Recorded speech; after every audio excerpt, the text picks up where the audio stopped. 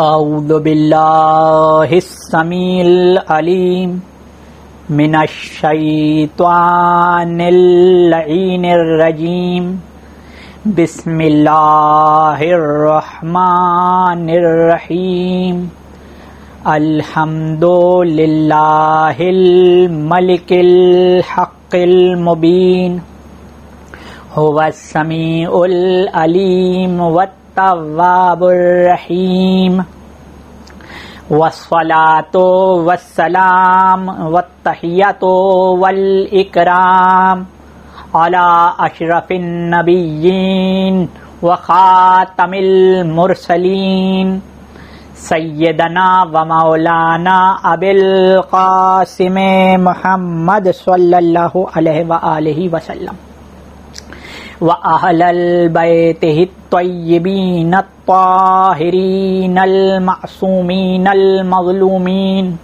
أما بعد فقد قال الله تعالى في كتابه المبين بسم الله الرحمن الرحيم فأقم وجهك للدين حنيفا فطرة الله التي فطر الناس عليها لا تبديل لخلق الله صلوات اللهم صل.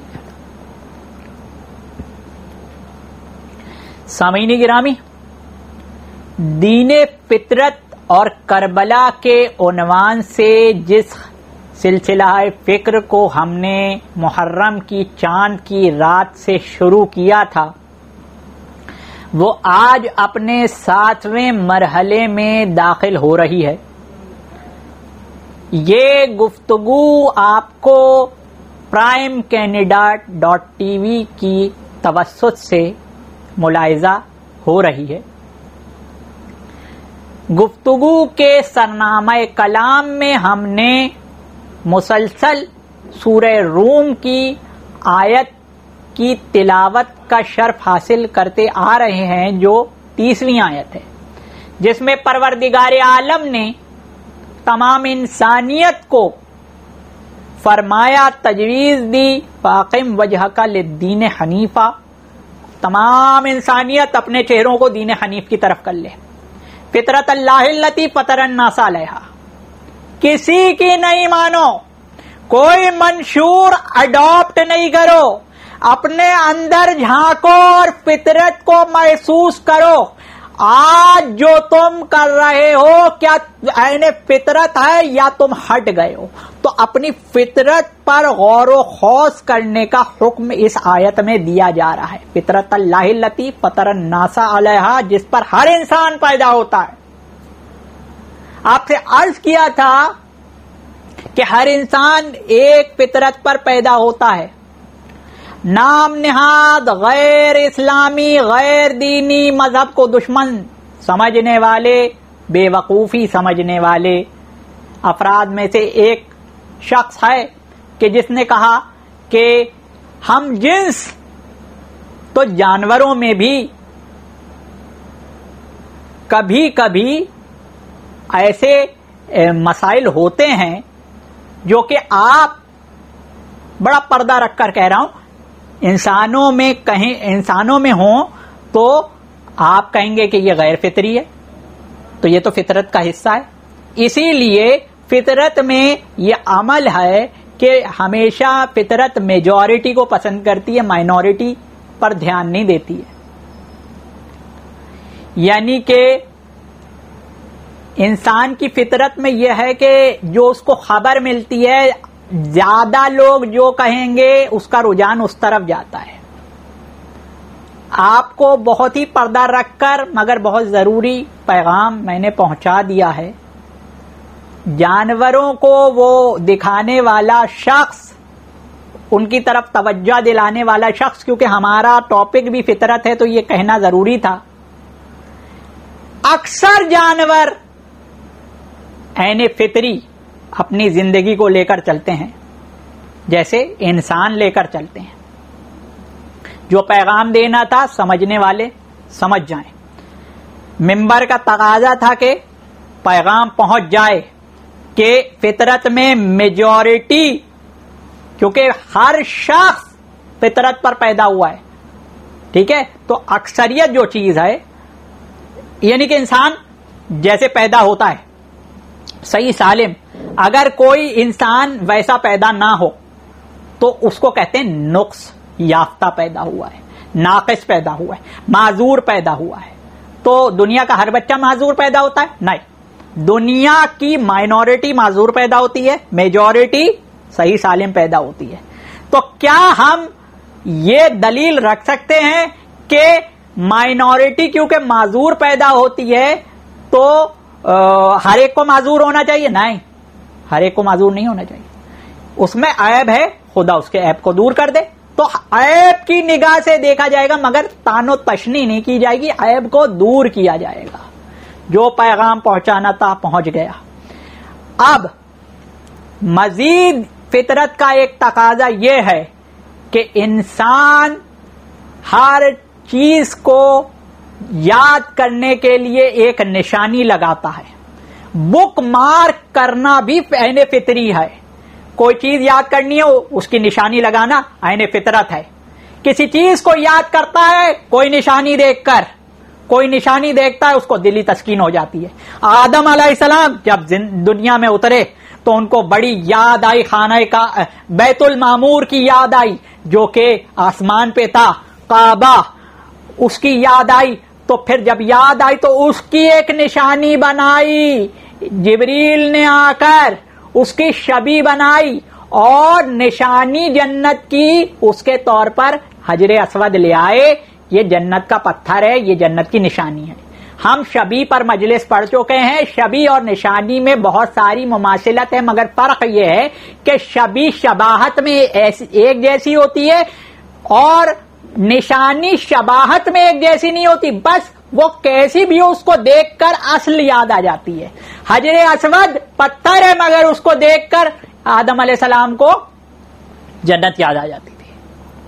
اور تعلیمی نفسیات میں تھورنڈائک کی کنیکٹو تھیوری یہ کہتی ہے کہ اگر کسی سبق کے ساتھ کوئی متحرک لگا دیا جائے, فٹ کر دیا جائے, تو اس متحرک کی وجہ سے وہ سبق بھی یاد ہو جاتا ہے. جب جب وہ متحرک آئے گا, جب جب وہ سبق یاد آ جائے گا. اسی کو نشانی لگانا کہتے ہیں. سامعین گرامی, انسان کی زندگی میں سب سے زیادہ خوشی جب ملتی ہے تو وہ دن یادگار ہوتا ہے, اور سب سے زیادہ غم جب ملتا ہے وہ دن یادگار ہوتا ہے. سامعین گرامی, سب سے زیادہ خوشی کا دن بھی نشانی ہے, سب سے زیادہ غم کا دن بھی نشانی ہے. اسلام کو زندہ رکھنا تھا تو سب سے زیادہ خوشی اس دن کی تھی جس دن اللہ نے فرمایا الیوم اکملت لکم دینکم, آج ہم نے تمہارا دین مکمل کر دیا. کس طرح کرا؟ اس سے پہلے فرمایا تھا من کنتو مولا ہو فہذا علی مولا. دنیا اسلام کو سب سے زیادہ خوشی ملی غدیر کے دن, جب اسلام کامل ہوا مگر دنیا نے فراموش کر دیا. یہ مجلسیں جو ہم برپا کرتے ہیں یہ ہم نے گھڑی نہیں ہے, ہم نے ایجاد نہیں کری. امام علی رضا فطرت کے امام نے جیسے ہی محرم شروع ہوتے تھے ایام عزا کا سما بناتے تھے, اپنے گھر کو کھول دیتے تھے اور فرش عزا بچھا دیتے تھے. افراد آ کر پوچھتے تھے آپ ابھی تک یہ فرش عزا بچھا رہے ہیں؟ امام فرماتے تھے کہیں غدیر کی طرح تم محرم بھی نہ بھول جاؤ. سامعین گرامی, سب سے زیادہ خوشی جس دن ملے گی اس دن کے توسط سے, غدیر کے توسط سے اسلام یاد رہے گا لوگوں کو, مگر غدیر کو بھلانا تھا تو اب ایک ہی چارہ باقی تھا, سب سے زیادہ غم جب ملے گا اس کے توسط سے اسلام یاد رہے گا. اسی لیے کہتے ہیں کہ شاست حسین بادشاہ است حسین, دین است حسین دی پناہ است حسین. حسین دین کی پناہ ہے. جب تلواریں اسلام کو ریزہ ریزہ کرنے کے لیے آ رہی تھیں, حسین نے اسلام کو جزدان بن کر ڈھانک لیا اور اپنی گردن پر ان تلواروں کو خوش آمدید کہا. سامعین گرامی, خوشی کی یادگار غدیر بھول گئے، اب غم کی یادگار کربلا نے وہ کام کیا کہ اقبال نے کہا کہ قتل حسین اصل میں مرگ یزید ہے، اسلام زندہ ہوتا ہے ہر کربلا کے بعد۔ کربلا وہ نشانی ہے کہ جس سے اسلام زندہ ہے۔ جو کربلا کی نشانیوں کو مٹانا چاہتا ہے دراصل وہ اسلام کو مٹانا چاہتا ہے۔ دنیا میں ہر چیز مٹائی جا سکتی ہے مگر اسلام کی 1400 سال سے محافظت کربلا کر رہی ہے۔ کربلا کی نشانیوں کو مٹانے کی کوشش ہوتی ہے، رونے کو بدعت قرار دیا جاتا ہے، جبکہ ہم نے بتایا دین فطرت کا پہلا تقاضا رونا ہے۔ یہ بدعت کیسے ہو سکتا ہے؟ کہتے 3 دن کا سوگ ہے، غور نہیں کرتے کہ وہ جو روایت ہے وہ کہ عورت کے لیے 3 دن سے زیادہ سوگ کسی کا نہیں ہے سوائے اس کے شوہر کے، تو شوہر کی جو عدت ہے وہ بھی تو سوگ ہے 3 دن کا۔ عقل سے پیدل ہو جاتے ہیں، یہ بھی نہیں سوچتے کہ رسول اکرم صلی اللہ علیہ وآلہ وسلم نے پورے سال غمزدہ رہ کر بی بی خدیجہ سلام اللہ علیہا کے انتقال کے بعد 1 سال غمزدہ رہے۔ یہ شادیوں کے تجویز کرنے والے اس سال میں رسول کی شادی دکھائیں، کیوں؟ پہلی شادی کے بعد تو پہلی بیوی کے انتقال کے بعد تو بہت زیادہ ضرورت ہوتی ہے شادی کرنے کی کہ یہ نیا جیون ساتھی بچھڑا ہے۔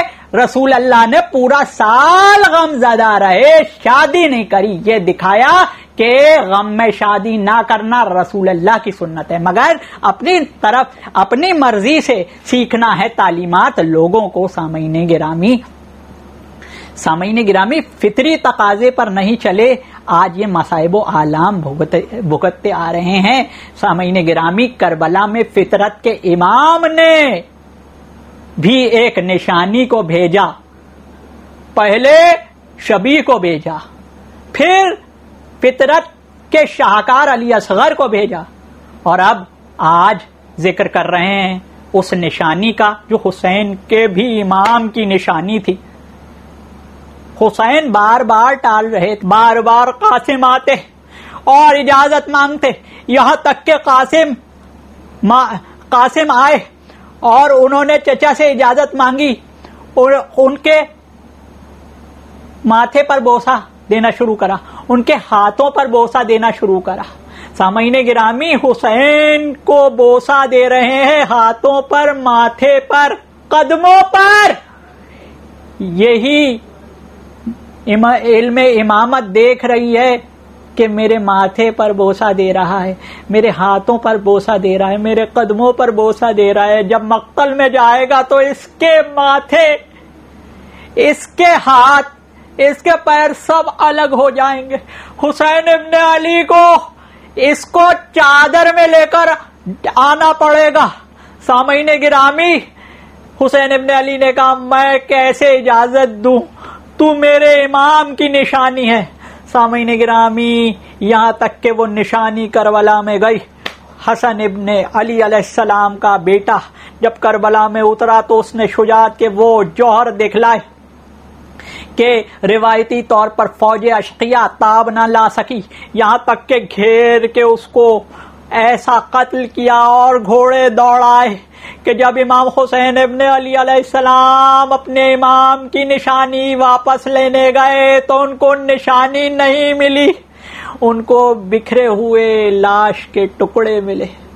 خدا ہمیں امام حسین ابن علی علیہ السلام کے وسیلے سے کربلا سے دین سیکھنا نصیب فرمائے اور غم حسین کے علاوہ کوئی غم نہ دے۔